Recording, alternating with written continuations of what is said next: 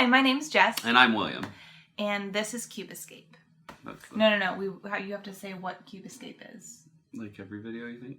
I mean, you're the one who told me to do it like every video. Well, okay. Where we talk about things that we do to escape the cube or the dreaded cubicle. You're welcome.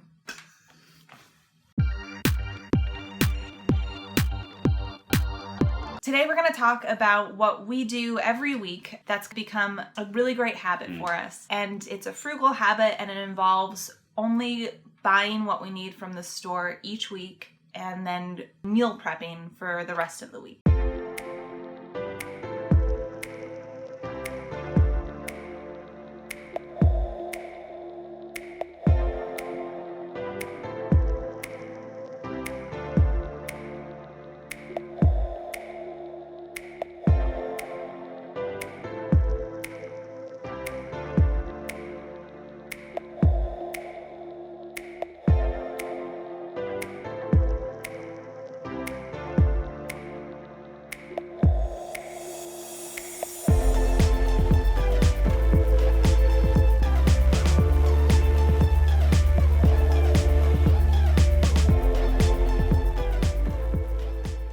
Your hair's fine. Okay.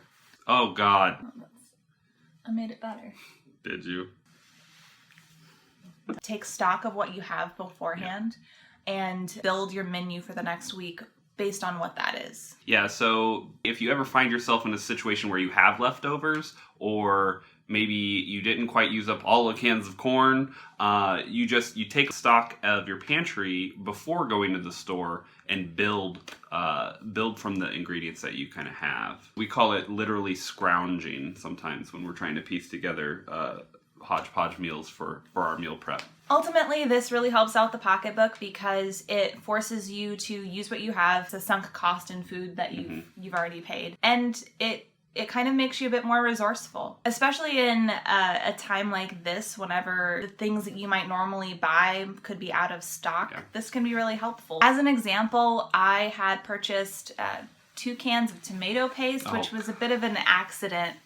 Well, you don't know me yet very well, but I'm a little obsessive. She bought 2 cans of tomato paste. I'm assuming in a way to hedge because you were afraid they wouldn't give you enough tomato sauce. Yes. Yeah.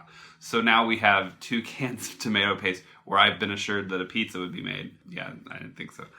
So we don't have any yeast. There's no yeast. There is currently no yeast. The yeast is gone. So the trick was to then, okay, now I have 2 cans of tomato paste that I don't know when we'll ever use. So we came up with a plan to do a meatless spaghetti. Jessica's vegetarian, because otherwise it will haunt me sitting in the pantry for weeks upon weeks until the pizza is made. Last week we splurged, and we sometimes do that about once a month, probably, where we make a fancier meal, a more expensive meal. We did a cheese fondue. And I love new potatoes in the cheese fondue. It's low hassle. Making the cheese sauce itself is problematic, so why not just crack open a can of new potatoes and have that work done? The problem is I always go into it thinking I'm going to eat way more than I am, and we always have leftover new potatoes. So we take stuff like the corn from a taco bowl from the previous week, and the new potatoes from the fondue. For me, I'm going to add a chicken, and then Jess is doing roasted cauliflower steaks. So a couple of pieces from previous meals meet something new from the grocery store. Bam, we have ourselves a meal for 2-3 days probably. Yeah. Oh, in the fridge we had some cheese that I had purchased that William hates. He hates it. It smells so bad. So I'm going to use that cheese on my cauliflower steaks, and hopefully the house will smell like aged Gouda?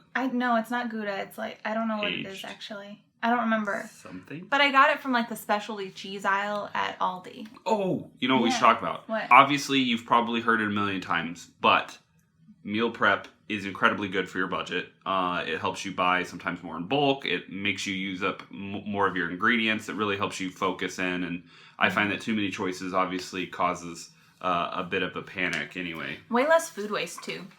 And less cooking. So cooking once a week and cleaning dishes approximately once a week is huge. I think in terms of time and money saved. That all being said, one of the things you always want to have on hand is something to help you through a craving. I'd say our biggest expense before we really cracked down on our budget was probably eating out. Who doesn't want to just give served food and then not have to clean anything? You could go to Andy's or Sonic or whatever your local ice cream place is, get something for $5, or you can plan ahead, embrace the fact that no one is perfect, and at some point you're going to want ice cream, and just buy a few quarts of ice cream while you're at the store. We did that this time. We got a few quarts, mostly because I was having some pretty heavy cravings for waffle cones. It's okay to spend a little bit more at the store than you would anticipate to help curb spending at restaurants and whatnot. Yeah. I agree with that. So what I don't want to say is plan for failure, but that is kind of what I'm about to say. Yeah. We know that we're not going to be perfect. We know that there are going to be times when it's like, holy moly, I don't really want to have this again. Yeah. So I've had a really bad day, and I don't want cheese. I want to treat myself. Why did I say cheese? I don't know why. Essentially, we know that we're not perfect all the time, and we might need a break. So we also keep some frozen pizzas on hand. The Mama Cozies from Aldi are our go-to. And I wouldn't even call it a failure. You said plan for failure, and yes and no. But I mean, there are times where I would call it a failure more if you rigid adherence. Yeah, plan for imperfection.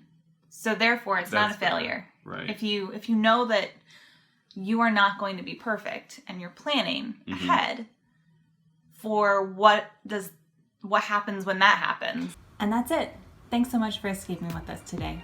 Until next time.